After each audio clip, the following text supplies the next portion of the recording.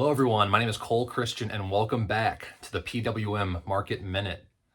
As a quick refresher to this video series, we intend to give you actionable insights and peel back the curtain regarding how we at PWM are thinking through things like portfolio management, the current market environment, and long-term investing as a whole. Now we cover a lot, hopefully in a few minutes, but if you do have questions, please feel free to reach out to us. Here's a few different options, your preferred contact method. For how to reach out to us, you of course can always reach out to your PWM advisor if you do have any questions or comments or feedback. But with that said, it's the Market Minute for a reason. Let's start covering this quickly, okay? So as of right now, it has been a crazy past couple of weeks, month. Lots going on in the world. We won't rehash what's going on right now, but there's plenty to be concerned about. And we're seeing that in the markets. It's been a very volatile past couple of weeks.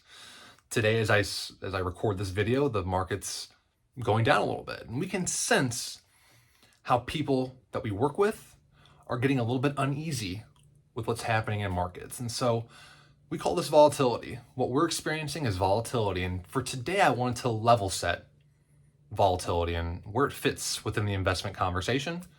And hopefully fill you in the fact that it's part of the plan. And so as we look here, volatility is the price of admission for equity returns. What you're seeing here on the screen is a tweet from a man named Ben Carlson. He's a great, brilliant mind in the investment space. He has his own blog called A Wealth of Common Sense. And as he points out, the S&P 500 returns from 2020 to 2021 up 52%.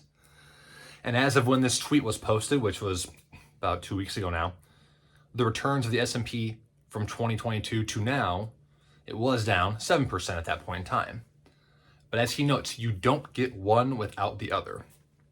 This is the price of admission. We can sometimes forget over the past decade, because the past decade was a pretty relatively upward climb to the top. A few blips in the road, but even something like COVID, when the market dropped, it felt like nothing for it to snap right back. These longer drawn out periods of volatility definitely feel foreign. But they're not unexpected because, again, this is the basic investment equation. We are ideally taking on more risk for the hopes of higher compensation. And so something like this level of volatility, it's just the price of admission to unlock those double-digit returns or whatever that might be. Now, not only that, we want to paint a picture of what a usual, air quotes, market year might look like. And what this graphic's going to show you is that over the long term, since 1926, just looking at the S&P, over the long term, the S&P has returned on average about 10%. But as you can see from this graph, that has only occurred 6 times. Only 6 times has the S&P really returned exactly, or plus or minus a percent, 10%. Look at all the peaks, all the valleys, all the kind of down years, the kind of up years. It is not a straight line. Volatility is the price of admission. The really, really high return years, you'll note that there's some that inevitably are low. But if you look at this graph, what you can see is that the vast majority of bars over 0, meaning positive years, visually certainly outweighs the number of down years. Over time, not only has the market returned about 10% on average, but over the long haul, the market has generally returned a positive return. That's really, really important to remember. It's not one or the other. You have to have both volatility to unlock double-digit level returns. But let's zoom out even further. And let's take a look at the global stock market. And what we're going to see is that, I love this graph. This is in our base presentation, so some of you on this, watching this video, may have seen this before. This is from our friends over at Dimensional Fund Advisors as well. But really pick your date. You're seeing a bunch of smattering of global events, of economic events that have happened over the course of however many years. I want you to look at this graph and pick a time that you vividly remember, whether it was 9/11 or COVID, or something even before that. Picture how you felt. Remember how you felt in that moment. I know when it was 9/11, I was pretty young, but it felt like the world was going to end, right? We're hearing people now concerned of terrorist attacks. And as we look at the market, even in those disparate times where things seemed really bleak, long-term investors have been rewarded. And that is key. By being a disciplined investor, the market will work for you, even when things seem really bleak. Because at the end of the day, the market is a collection of everyone's innovation, of everyone's ideas, of everyone working together. It's beautiful. You get to be a part of that and not try to outsmart things. Because there's plenty of points on that graph where things felt like that was it, the world's going to end. And look where we are now.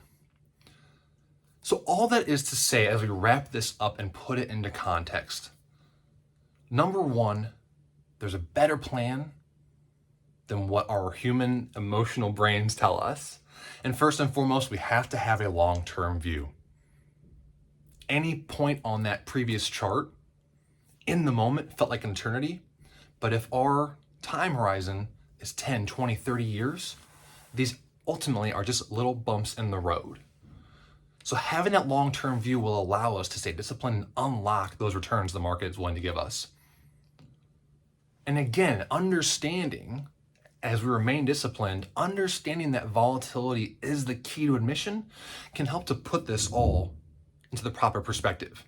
As Ben Carlson said, you can't get one without the other. Finally, and this might sound almost broken record-like, because it's very similar to our past video, but we want to align your portfolio, your individual portfolio, with your risk preferences. 2 points I'll make on that is, number one, your portfolio is not the market. When the market is doing one thing or the other, that's not your portfolio. Your portfolio is structured to you and your individual goals and risk tolerance for a reason. And starting there is a good starting point, but then understanding as well, how much risk do I need to take? Remember the crux of this conversation. We take on more risk in the hopes of being compensated, but at some point, as we wind down, maybe toward retirement, maybe toward more finite cash flow goals, we might not need to take risks that earn us 30% if all we might need is 8%. So again, shifting our phases, our viewpoint, our vantage point to a long-term view, staying disciplined and understanding when volatility and where it falls, rather, within the investment conversation, ideally should help put the current events to the proper context to keep us invested and allow for positive investment experience. So once again, we thank you, everyone here at PWM. Thank you for watching. Questions, concerns, please let us know. We are here to serve you. Enjoy the rest of your day. Take care.